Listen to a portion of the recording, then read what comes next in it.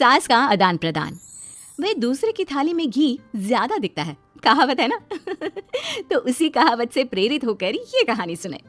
मीरा अपनी सहेली सीमा से कहती है, क्या रे सीमा, तेरे जैसी सास भगवान सबको दे। कोई रोक टोक नहीं, कोई बोलियां नहीं, आराम से रहती है और आराम से रहने देती है। एक मेरी सास है।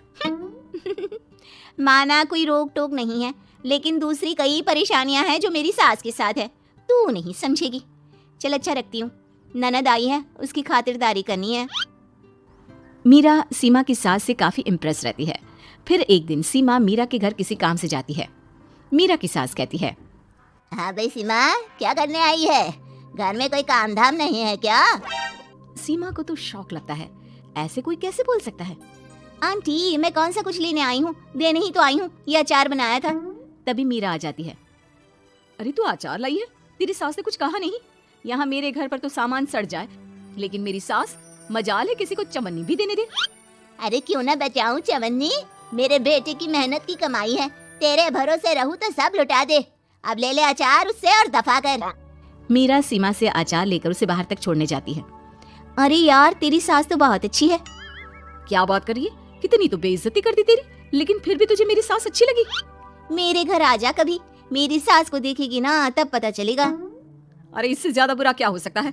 जरूर आऊंगी मैं तेरे घर, लेकिन मैं कुछ लेकर नहीं आ सकती। हाँ, देख रही है ना मेरी सास का हाल। हाँ हाँ, कुछ न लाना, मैं तो कहती हूँ खाली झोला ले आना बस।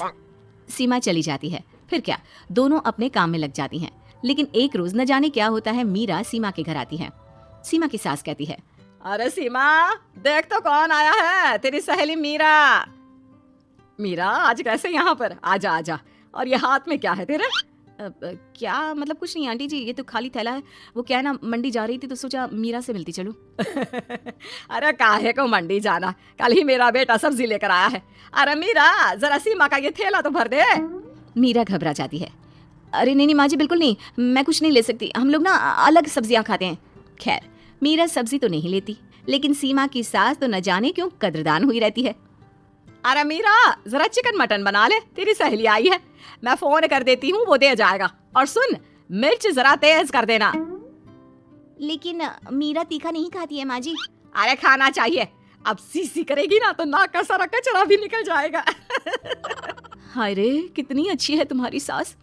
हाँ, तभी आसपास के सारे यहाँ खड़े हो जाते हैं सुबह से ही। अभी 2 मिनट रुक ना, खुद पता चल जाएगा। तभी पड़ोसन आती है। अरे बहन जी, चाय का वक्त हो गया, सोचा चली आऊं आपके घर।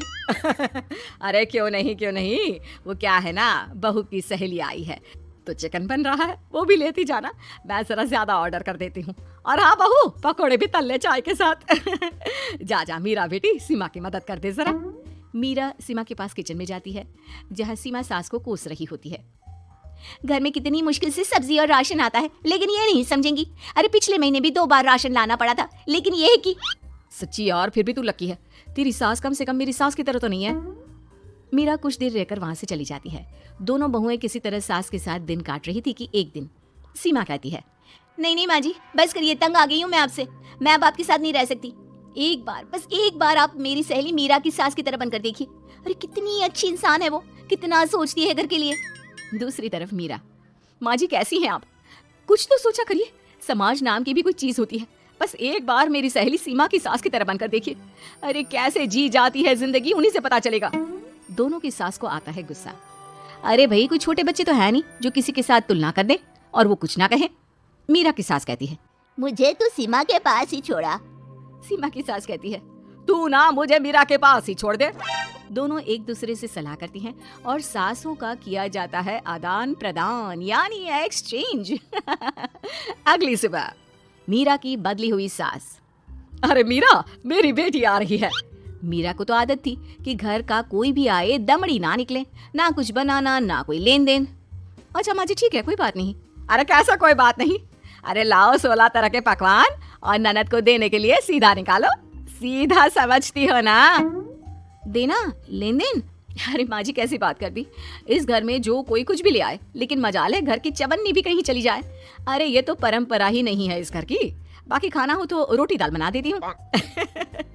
रोटी दाल तो मेरी बेटी दुख में भी नहीं खाती, तो मायके में क्यों खाए। मैं अभी चिकन मटन पनीर और दाल ऑर्डर कर रही हूँ सर। सब बना देना। लेकिन मेरी तो आदत ही नहीं है इतना सारा खाना बनाने की। नहीं नहीं माँ जी, मुझे तो माफ करें। अरे कैसी बात कर रहे हैं, तेरी सास की बेटी नहीं आती थी क्या? आती थी ना, खूब आती थी, लेकिन मजाले की सास कुछ एक्स्ट्रा कर दे। माँ जी देखिए, मेरी तो ये आदत नहीं है। दूसरी तरफ सीमा, माँ जी वो मेरे मायके से लोग आ रहे हैं तो मैं जरा उन लोगों के लिए कुछ बना लेती हूँ। क्यों क्यों बना लेती हो? दाल रोटी बनी है ना, साथ में अचार रख देना। वैसे आ क्यों रहे हैं बेटी के घर? सीमा को तो बहुत बुरा लगता है। कहाँ तो उसकी सास पड़ोसी के कुत्ते को भी घी की रोटी खिलाती है, और कहाँ ये मीरा की सास जो उसके मायके वालों के लिए सूखी रोटी अचार रख देने की बात कर रही है। वो मेरी भाभी आई है ना, नई तो शादी के बाद भाई पहली बार आ रहा है। हाँ तो उन लोगों को बोल दो, हमारे घर का रिवाज है सास के लिए 10 साड़ी, हार और सजावट का सामान लेकर ही आना, समझे? सास तो बोली जा रही थी, लेकिन सीमा को कुछ समझ में नहीं आ रहा था कि वो क्या करे। सीमा का पति, अरे सीमा क्या हो गया? तुम्हें तो माँ से बिल्कुल ऑपोजिट चाहिए थी ना। कहाँ माँ हर किसी के आव भगत में तुम्हें लगा कर रखती थी, लोगों से खूब मिलती, घर का सामान बांटा करती थी। अरे याद है ना, तुम्हारे घर वाले आते थे 1 पैकेट लेकर और जाते थे पूरे 10 थैले के साथ। अब आएंगे 10 पैकेट लेकर और जाएंगे खाली हाथ। सही है। नहीं मुझे नहीं चाहिए ऐसी सास, ये सब तो मुझे पता ही नहीं था। सीमा घबराकर मीरा की सास को लेकर उसके घर जाती है, जहाँ मीरा, सीमा ले जा अपनी सास भाई। हाँ मैं भी तेरी सास वापस ही देने आई हूँ। चलो मम्मी जी, मेरे लिए तो आप ही सही हो।